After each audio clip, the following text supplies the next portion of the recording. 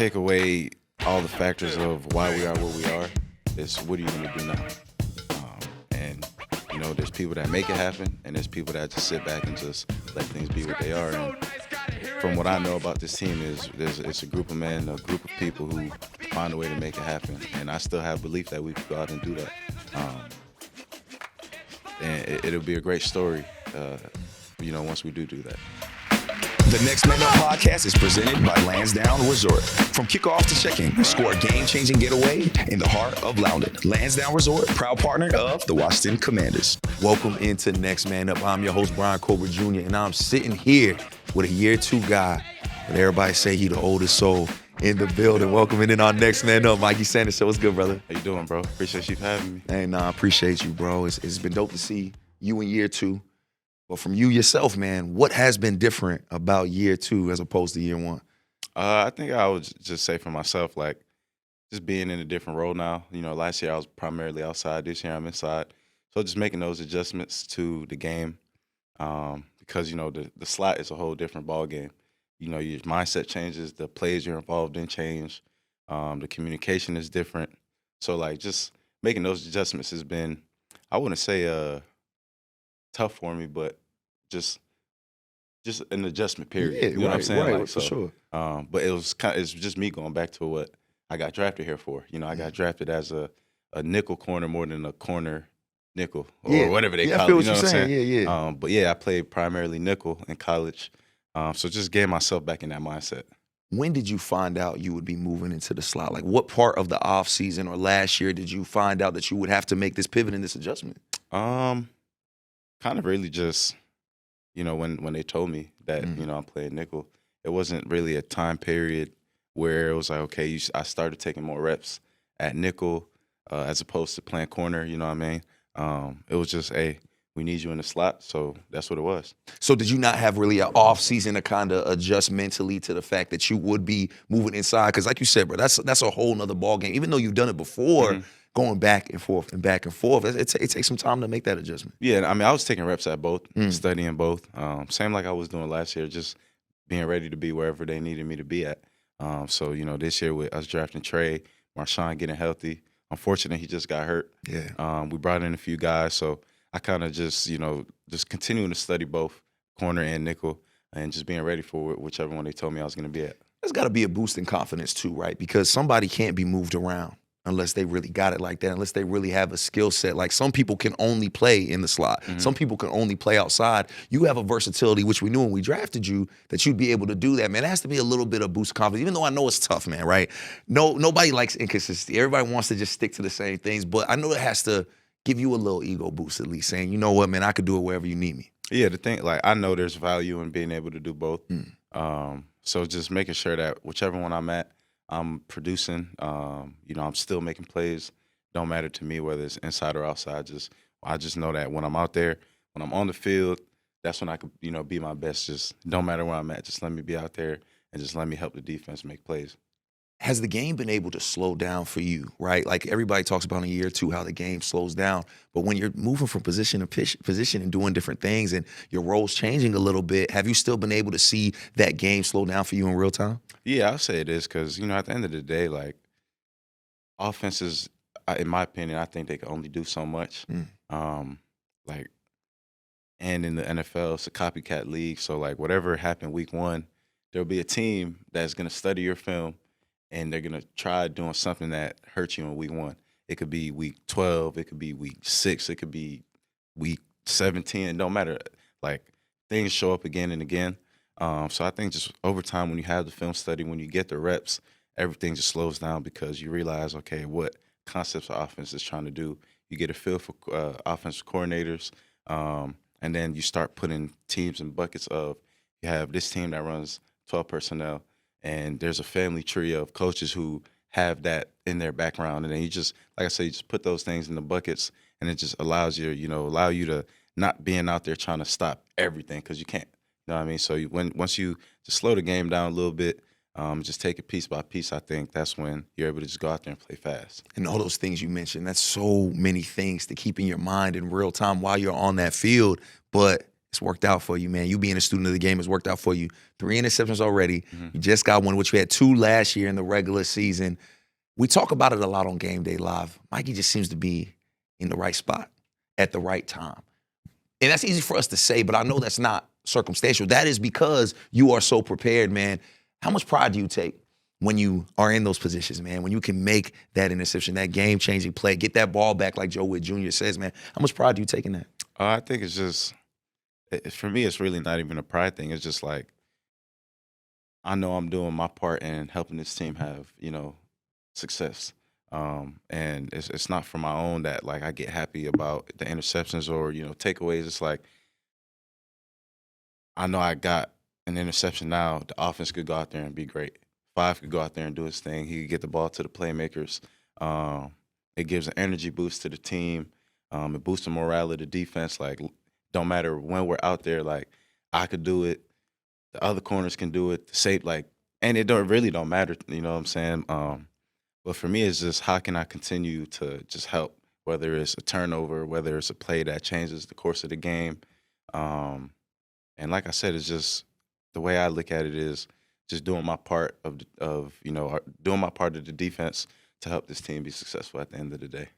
And it's been interesting watching this year because it's easy to be smiling and brotherhood when things is going well. But now when you have a season where there's highs, but there's also been some lows, that's new for you in the NFL because your rookie year was not like that. When you look at this year and the lows you've had to deal with, man, has it been tough? How have you found the ways to deal with that? Because, again, this is very, very new for you. Mm-hmm. I think, when you think of adversity, you can't think of, any tougher way to be dealing with it. We've dealt with injuries, losses, things not going our way. So, like, it's kind of like, when your back's against the wall, what are you going to do to, get out that corner?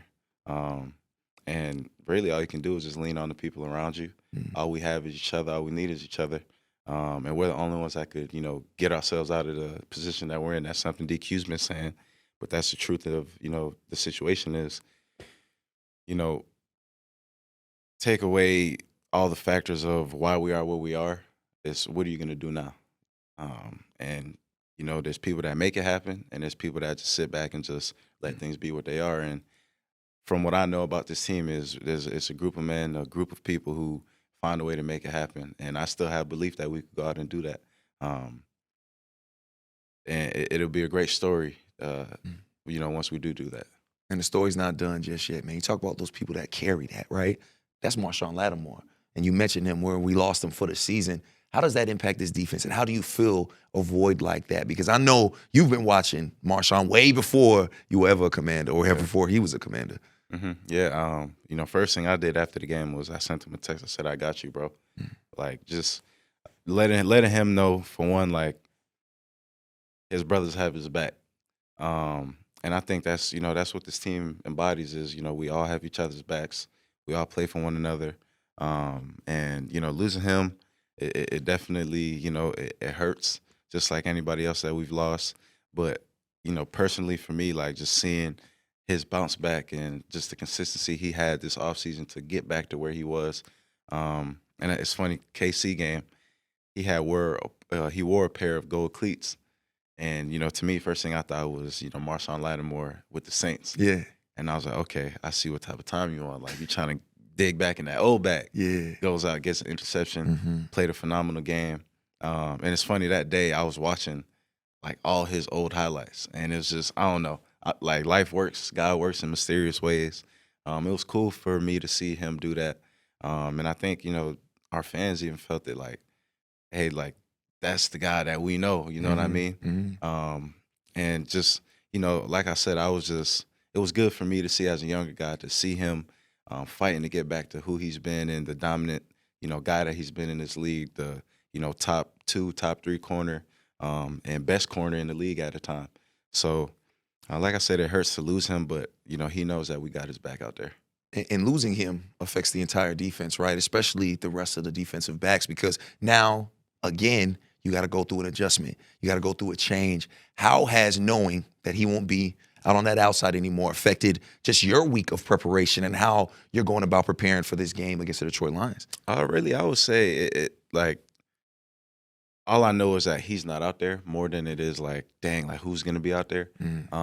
But the next man, next man up. Yeah. Like, I know that every guy in the room prepares at such a high level. So it really doesn't matter who's out there. Like we all attack and approach the game the same exact way. We all study. So like I'm just as confident in the next guy as I was in Marshawn. So, whoever it's gonna be, I know he's gonna be ready when the time comes. And we know we're seeing a Detroit team. They got a little bit of extra motivation, Mm-hmm. especially some extra motivation against you, because you got not one, but 2 interceptions the last time we played the Detroit Lions. Knowing that you were able to have that, almost that coming out party, right? Because when you do things in the regular season and when you do it in the playoffs, it's a whole nother ballgame. You did it in the playoffs. You won all the fans over that you hadn't won just yet. Does that matter, though? Does that matter coming into this game? Does that success that you were able to find, does that mean anything now that we're in this season? Nah. Just like the success we had last year as a team, don't matter. It's a new team, it's a new mindset, new focus, new energy. And same thing for the Lions. Like it's a whole new mindset. It's a whole, they have guys they brought back, whatever.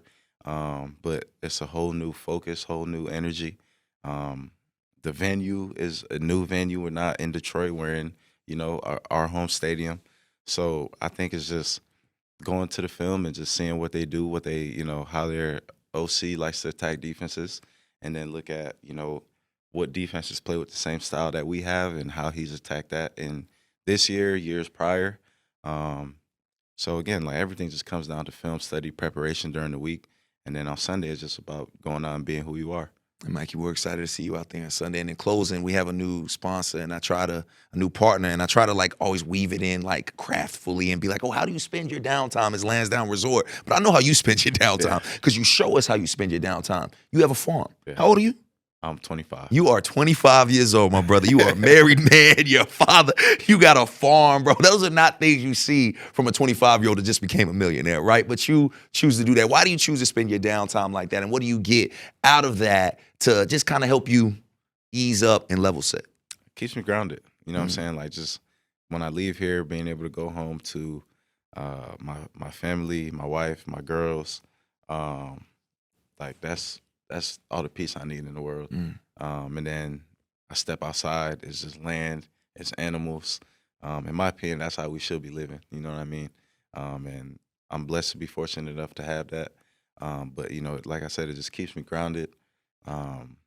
And, just away from here, it's where I'm able to hit that reset button and just, I turn the football guy off when I leave here. I'm all about my family when I get home, and just I'm here so much that time that I have with them is just that much more important to me because my wife is home all day with the girls. Yeah. And it's like I'm a need to make sure when I'm home, I'm intentional with my time with them. So I just take that very serious. It's been dope to see, man, and I appreciate you sharing that because I think a lot of people get scared to share their personal life, especially somebody like you who is in front of the public eye, right? So many people have an opinion. Do you ever get reluctant sharing that side of you, especially knowing that you're in season right now? Does that ever make you nervous, like sharing that part of you? I wouldn't say it makes me nervous because regardless, people are going to have something to say. Right. So it's like, and it's funny, like I'm one of the people that if I see stuff in social media about what people saying about me, I laugh at it.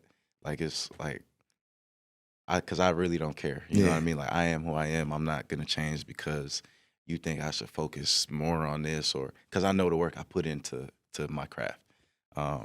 So like sometimes I'll post stuff knowing people's going to say something and it's like, okay, like I'll feed into it a little bit, but I won't respond to them, but I'll do what I'm doing just so you could feel like, oh, okay, here's my chance to go and say something about them. You know what I mean? Right. But like we enjoy what we're doing. My wife loves the content. She loves showing the side of her, and I'm all about it. Like I support it 100%. I think she deserves to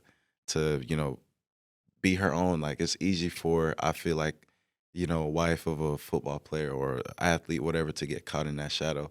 And I've always told her like, look, forget me. I want you to be you, do your thing, so I could support you the way you support me. You know what I mean? And just us finding that balance of what works for us has been super good for us, super healthy for us, and So yeah, baby, keep going. Hey, man, that's been dope, man. Shout out to Wifey, man. It's been cool seeing you living your truth, man, and be able to just be the family man and just be unapologetically you, brother. I appreciate you, man. And in closing, got the Detroit Lions. We talked about the fans. They've got a lot to say. We're experiencing highs. We're experiencing lows, man. Can you just give a message to the best fans in the NFL who are going to be at Northwest Stadium Sunday night when we take on the Detroit Lions? Yeah, man, just, stick with us. We know y'all love and support us. And, just be ready to bring that energy on Sunday because we're going to need it. And, we're going to go out there and ball for y'all. So let's continue being a family. Raise hell. Hey, raise hell, baby. Commanders family, our next man up. Year 2 guy, Mikey Sainristil. Appreciate you, brother. Appreciate you. Hey, Marylanders. Play multi-match from the Maryland Lottery, Maryland's only in-state jackpot game.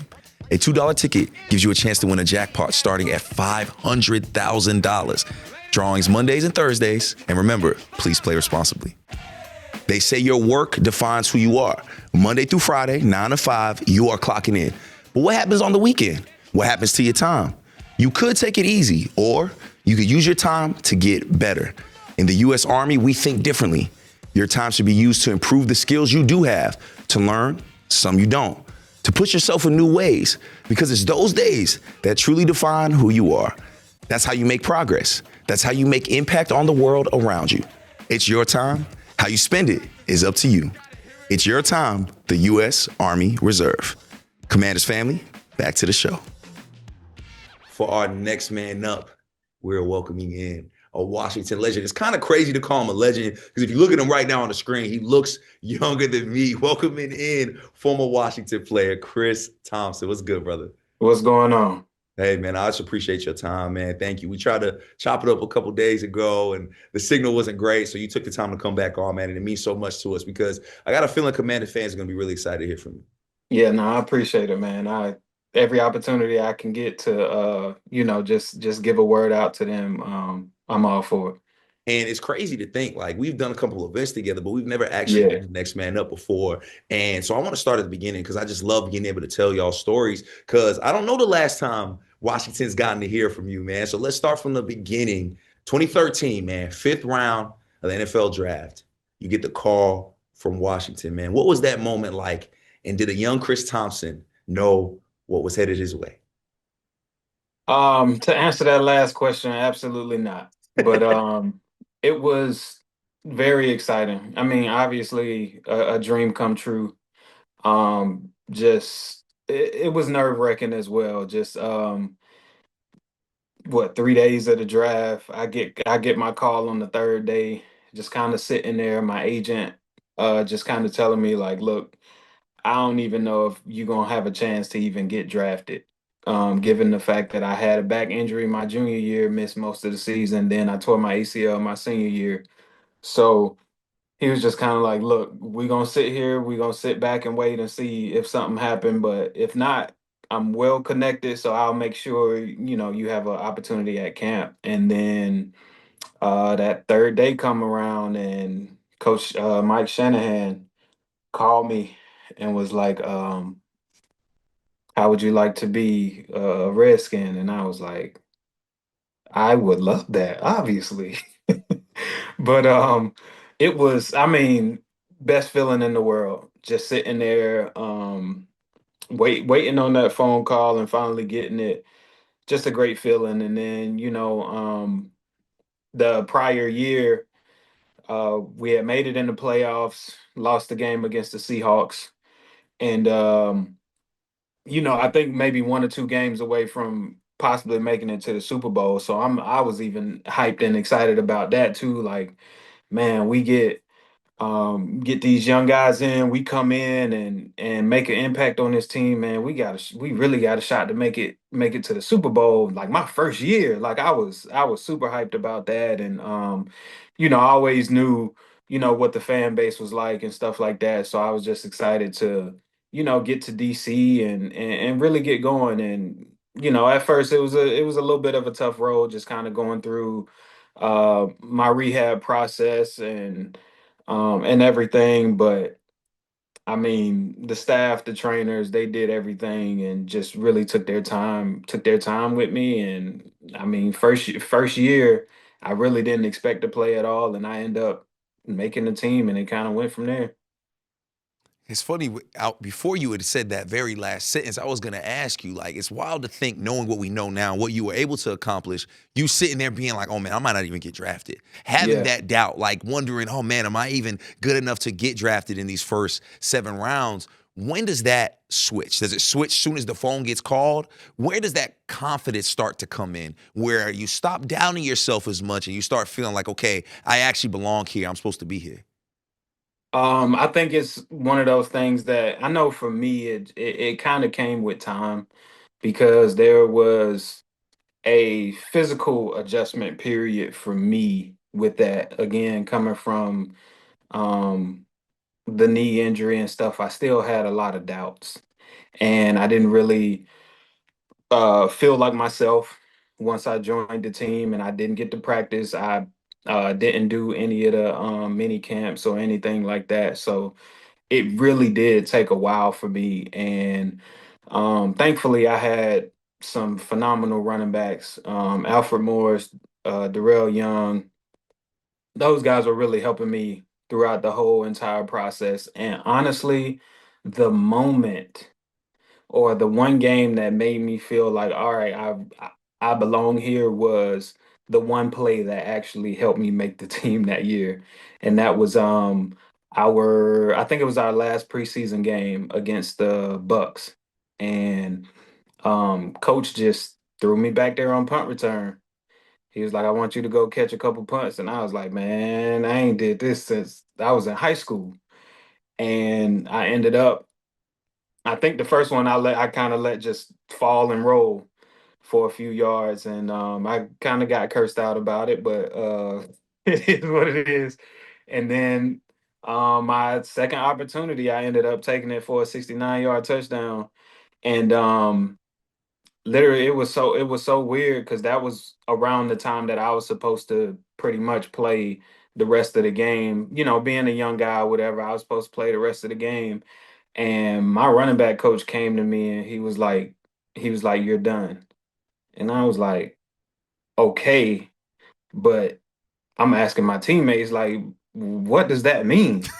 And they were like, "Bro, you just made the team." And I was like, "Ain't no way."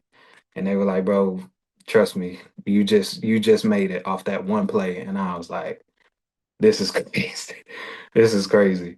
And I mean, that was really honestly the turning point for me. And when you talk about that moment where you're like, okay, this is real now. I'm going to make this NFL roster. I'm going to be on this team. Yes, that's a big moment, but that's when all the work starts, right? That's when Yeah. everything gets going, man. When you think back then, what was your goal at that point? Once you had finally made the NFL, right? Because that was the goal, right? It's hard to see past that until you actually do it. But now you're in the NFL. Now you're realizing, okay, man, not only am I going to make this team, but I might even have a role as my career progresses. Yeah. What was your goals for yourself back then? Do you remember that?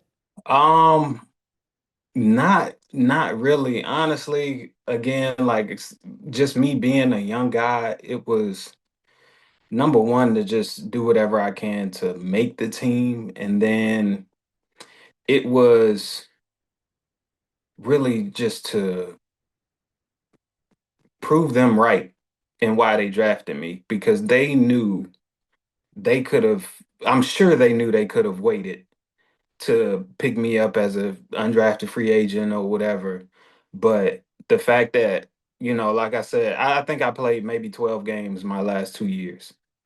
And even with that, coming off a knee injury, back injury, or a spinal injury, y'all still decided to give me a shot. And it was just the biggest thing was to just prove them right. And, I honestly knew that I still didn't feel like myself at that time. I wasn't running. Nothing about me physically felt good, honestly. And I was just really trying to grind and get myself back to that version of me that they decided to draft off 2 season-ending injuries. Um, and it took a while. It definitely took a while, and even that rookie year, I mean, I only did special teams. I think I'm not sure how many plays I even got on offense, but basically just a return guy, and it honestly did not go well. and I ended up getting hurt again. Hurt my shoulder and had to go on IR and have a season-ending surgery. And so it was just like, all right, here we go again. I got to battle this, and I gotta again. I'm still trying to prove like y'all didn't make a mistake by drafting me. So that was really probably the biggest goal was to really just get healthy and prove the organization right. Because historically, it's almost unheard of for a running back that has multiple injuries, let alone one injury in college, to still get drafted, because we understand how this game goes. When Right. you do get drafted, knowing that you maybe not 100%, but also knowing that you have already had to deal with two bad injuries. I got to imagine a young Chris Thompson is just like, dude, listen, I don't ever want to get injured again. I don't ever want to see an injury while I'm in the NFL. I have to imagine that's where your mindset was at, right? It was, and I will tell you from experience that is the worst mindset you can ever have playing football. Because if you play ball with that mindset, you're absolutely gonna get hurt again. And that was kind of one of those things too that as I got older, I started realizing the power of the mind, and what you say, what you think is how you're gonna react and play and practice. And if I'm out there trying to play injury free, some kind of freak accident or whatever is gonna happen. And I think again that was me being a young guy. Like, I gotta stay healthy. I gotta prove them right. All of that was actually having like little small freak accidents happen that hit my rookie year that just caused me to have my shoulder injury. Seemed like it was nothing. And honestly, I didn't even tell my coaches until like after the game what happened. I just continued to play through it. And it was because I was one just in fear that, look, I might get cut because they already drafted me and I wasn't ready. Now I get here and I'm still not ready to play. And I honestly was trying to just grind it out for a while until I really couldn't fight it anymore. But um yeah, you cannot go into playing, especially football, playing the game of football with that type mindset, because it's not going to end well. When you're carrying that, it's like it's haunting you, right? It's like It's yeah. your biggest fear, probably. So when Hmm. you do suffer that injury, rookie year, and then honestly deal with injuries pretty much your whole career, man, how do you deal with that mentally? Because that has to be the most deflating thing. Again, it's your biggest fear. And now you're facing it. Now you're in it in real time, man. What was it like dealing with that? Oh man, it was it was tough. It was tough. And it was of what, 7 years I was on the team. I was healthy for once. I played one 16-game season. And that was very frustrating because again, like, it's just little freak stuff happening. And I can remember every injury that I had because because it was just so like, I don't, it was just tough. I'll just say that. It was just tough. And literally my shoulder, I did my shoulder twice. I remember both plays that happened. I mean, obviously my ankle, and I think I probably took the ankle injury probably the worst because I would say at that time, like, I'm literally in the prime of my career. I was 26 years old. As a backup, I wasn't even starting. I think I was top five in all-purpose yards in the league and everything. And it was just again a freak accident happening. A guy chasing Kirk Cousins and just happened to roll into my ankle while I got my back turned and I'm blocking, and it's like, man, can I ever get a break? And that was the most frustrating part because out of all that time there, it's like the fans only got a glimpse of what I could be. And they fell in love with that, which is why I will forever love that fan base. Cause I mean they showed me love like no other, and I never fully gave them the real version of me. They saw that for like 8 games in 2017 of like, all right, that's the Florida State guy that we drafted. But it was always everything was always like short lived. I mean, even the year after that, I mean, we brought Adrian Peterson in, and that first game, me and him, we had against Arizona, I think we had like 200 and almost 300 total yards, me and him just combined that game. And I was like, all right, I'm back. And then it just it just went downhill from there. We got broken ribs and just all kind of stuff happening. And I'm like, can I ever get a break? But I look back on it now and I'm like, I guess that was just kind of part of my journey. And it's just a story that I have that I can tell, and be able to speak to kids and just basically give them that story of me just continuing to fight and never giving up. And I think the biggest part of that is finding, and my running back coach was on me about this all the time, is being great at what makes you you. Don't try to be anybody else. Don't try to don't try to do too much. Figure out what it is that you do well and be great at that. And once I truly like tapped into that, I realized that what I am and what I brought to the football team, what I could bring to the organization, even just as a person, is hard to find. And I still even talk to my running back coach, Coach Jordan, and he's like, every time I talk to him, he like, man, I'm still trying to find a Chris Thompson. And I even tell my son about it, and he like, what does he mean?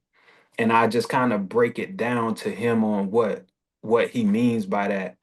And I'm like, I figured out what it was about me that made me who I am.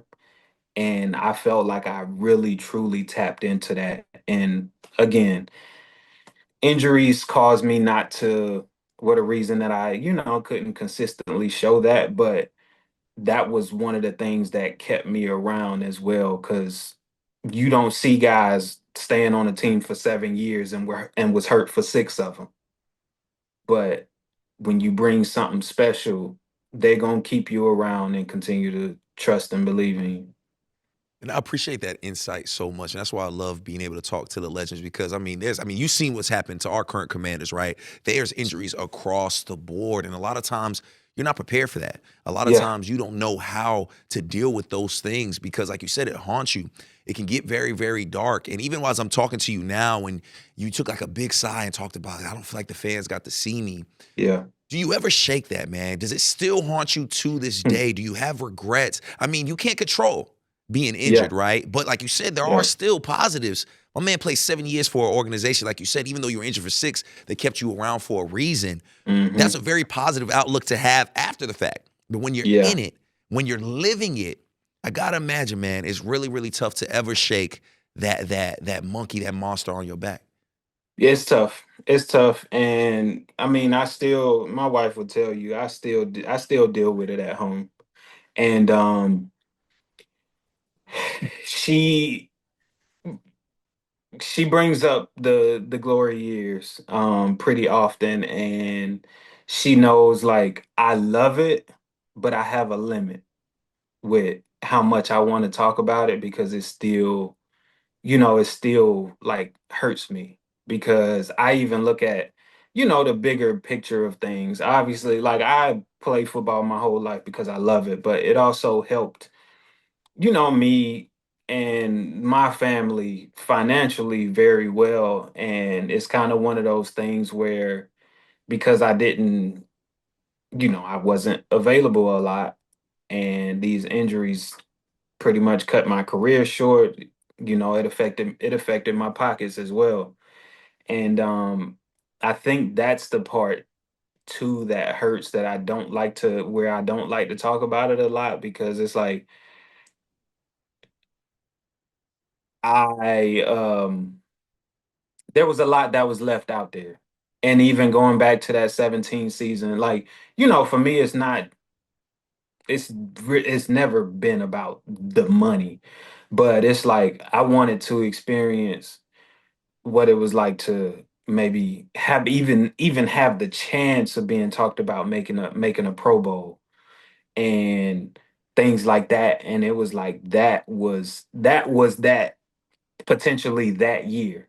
You know what I'm saying? And it was just like boom, that is just over. It's just over and done with. So it's it's still tough. And even, my friends and stuff here, they're always like, man, you walk around and you just act like you aren't who you are. And I'm like, partly, that's me. And that's just who I am. But it's also like, I tell them and stuff like, I don't feel like I failed, but I feel like I still wasn't able to give or show my all. And that part right there is what, like, honestly still bothers me. And you're human. You're allowed to have Yeah. those real moments. And I appreciate you being transparent and sharing it because, again, there's going to be NFL players for years and years to come that have to go through the same type things, that have dealt with injury. We see it all the time. And you were really ahead of your time. Like, you were really that, like, real, like, embodiment of that change of pace back, that third down Yeah. back. And I know it doesn't always feel like it, but I hope that this interview, when you see the comments and the people showing you love, that you do realize you were still able to accomplish so much more than other Hmm. people, right? Like, the average lifespan for running back is, I think, 3 or 4 years in the Three. NFL. Yeah. You got 8 of them, right? 7 of Yeah. them with the same franchise, man. So I hope you do find, peace and solace in the fact that you still accomplished so much and you are so Yeah. revered out here. I know it might not always feel like it because you out in Jacksonville right now, Yeah. but I hope when you do come to the DMV and you come around your Burgundy and Gold family that you do feel that and feel that value, because again, you still were able to accomplish a lot. But I know that's easier said than done for me Yeah. because we all want to do more, right? It's funny you mentioned Alfred Morris. We had him on the show not too long ago, and he broke down in tears because even him, somebody who had accomplished a lot as well, didn't feel like he had done enough, didn't know what his identity would be like after Yeah. the game, man. So, like, I understand how tough that is. And how has it been being a retired running back? Because it's hard when you carry those things. You feel like you got unfinished business. Like you left Yeah. food on your plate, right? And now you got to walk around with that for the rest of your life because now you're retired. Now you're not going back on that field no more, man. Has that been tough to deal with? And how have you found ways to just move forward in your life? I would say my first 1 or 2 years out, um, I couldn't even watch football. And that was tough because my son, I mean, he eats and breathes football. Like, that's all he wants to do. And he just used to, Dad, did you see this? Did you see that? Did you? And I'm like, no, I didn't see it. And I can't, I couldn't tell him, like, right now, I really don't like watching football. Because it hurt to watch it. And I I would say probably like last year I really started to get over that. And then I was like, I don't even want to go back anymore. I don't miss it. I'm at that point now where I'm like, I do not miss it at all. Just playing. Like, I miss being around the guys in the locker room and stuff like that, but the rest of it, I do not miss it at all. And so now I'm watching ball a lot more. Me and him, college, NFL, like Saturdays and Sundays, it's just football on and going on pretty much all day, and me and him just sitting down and having conversations and stuff, about certain things. And because he plays quarterback, so I got to kind of help him break down the game in a totally different way. But it's I've gotten over that part now. And then what really kind of helps me get through now is just just being dad, just being involved like heavily in my kids' lives and stuff. And again, like my son playing football, I'm at his practices and stuff every day. So I'm still involved in it. It's just the physical part of it, I that's the part I don't miss at all. And so I'm still involved with him with that, and my daughter with gymnastics and stuff. We're at gymnastics practice pretty every other day. And so that's kind of been helping me get through it. And actually lately I've been just trying to be a little more active, and been kind of sort of getting back into my like level of football training that I used to kind of do when I was prepping myself like during the off season and everything. And that has been helping me as well, where I'm, probably an hour and a half, 2 hours worth of work field, and then weight room stuff. And that's kind of been helping me too. And although I'm dealing with a lot of some physical injuries and issues or whatever from my playing days, I just kind of be smart with it. But that has been helping me as well. And then I just newly stepped into training guys, and specifically trying to focus on like helping training running backs and stuff. And that's this past Sunday was like my first session that I had, and I mean, man, I enjoyed it way more than I thought I would. Man, that is just so great to hear, man. It's great to hear that you found ways to heal. It's great to know that you have been able to lean on your kids, your family, career pivots to be able to get past it. Because so many times people do not get past it. So many times people do not find ways to heal. And it sounds like you're healing, brother. And I'm just so happy for you, man. I'm so happy. I can't wait to see and watch you with the training and just continue to develop and, continue your life, man, because you have so much to live for. And I think it's really special that you've been finding ways to give back to the game, whether it's through your son, the future of the league, or Yeah. just helping other kids and other futures of the league be able to hone their skills. Chris, in closing, when you look back, when the fans look back, when your kids look back, how do you want Chris Thompson to be remembered? What do you want Chris Thompson's legacy to be when it's all said and done? Ooh. Um, I think for me, the biggest thing has always been how did I make you feel? And that's the part that I think about all the time. Is at some point there's going to be, I mean, every year there's going to be new guys coming to the organization. You're going to fall in, as fans, you're going to fall in love with new players. I mean, I might be one of the biggest fans of our rookie running back right now. Yeah. Like the stuff I saw in college, and he didn't, again, like me, he didn't even play a lot. He didn't have a lot of downs of football played in college and everything. And I mean, he's out there killing it right now. And but um it's just, I always wanted to treat everybody well, and treat everybody with respect. And that was one of the biggest things for me. And I didn't care. I was one of those guys. I didn't care who you were. I didn't care if you were the owner. I didn't care if you were the janitor. I didn't care about any of that. I'm going to speak to you and talk to you and have the same level of respect for you, regardless of who you are, what your job is. And that was the most important.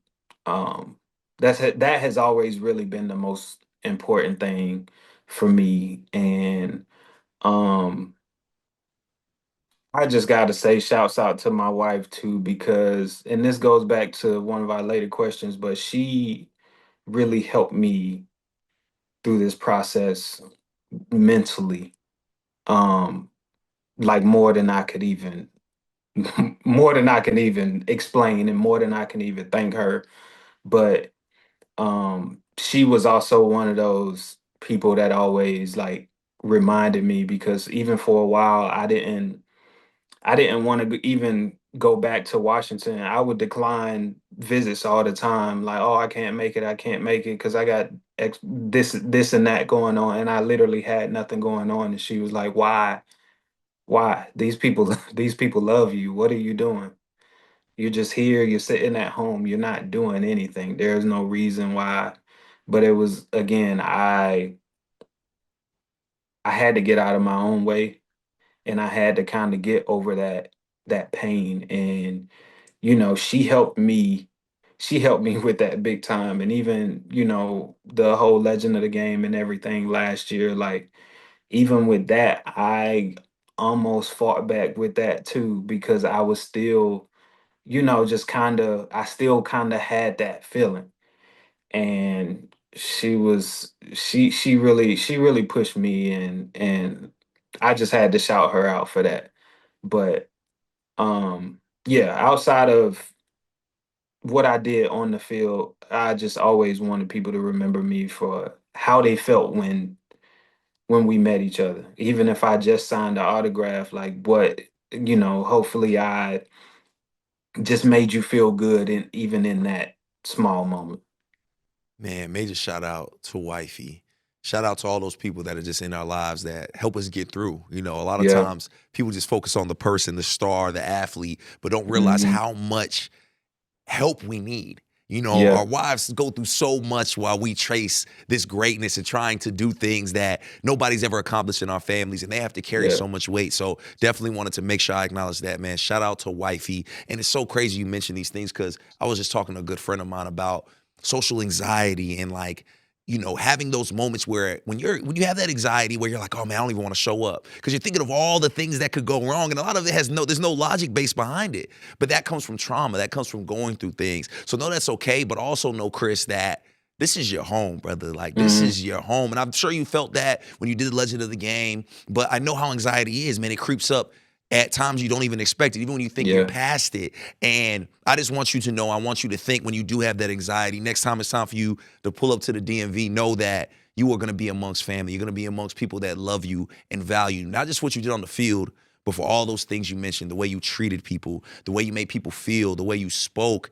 Those are the things that truly matter, Chris, man. And we just appreciate you so much for your honesty, man, for your vulnerability, and just for sharing that story, because so many people are going through the things you're going through, whether they're athletes or not, in real Yeah. time, Chris. So thank you so much. And again, I got to say it again, brother. Just know, here in the DMV with the burgundy and gold, you always got a spot in our hearts, man. You always got love, and you always have a home here. So don't be a stranger. We want you to pull up pretty soon, man. I want you to pull up, sit next to me in this studio, in this chair right here, brother, because that nostalgia does something for us, man. And you deserve to bask in all of your greatness. Even if it wasn't what you necessarily expected, it still was greatness, brother. And we appreciate you so much for your time, man. Thank you. All right, I appreciate you, man. Hey, Chris, man, bless you, bro. Commanders family, our next man up, Chris Thompson. 7 years in Washington, 8-year career, and he's just getting started in life, baby. We appreciate you, man. Thank you. Commanders family, we hope you enjoyed this episode of Next Man Up. Remember, you can stream all of the Next Man Up episodes right now on the Commanders YouTube page or the audio wherever you get your podcast. Thank you so much for supporting the Next Man Up podcast. You've allowed us to be nominated for not one, but 2 People's Choice Podcast Awards, Best Male Hosted and Best Black Male Hosted Podcast. And that's all because of the best fans in the NFL. I appreciate y'all so much for supporting us. It's crazy to think we're already in season 3 of Next Man Up, and we have a lot more to go. So make sure to subscribe to the Commanders YouTube page so you don't miss any of our content. I'm Brian Cole Jr., and this is Next Man Up. This show was filmed at the Big Bear AI Command Center studio. Big Bear AI offers mission-ready AI for a rapidly evolving world, proudly protecting the Washington Commanders and its fans.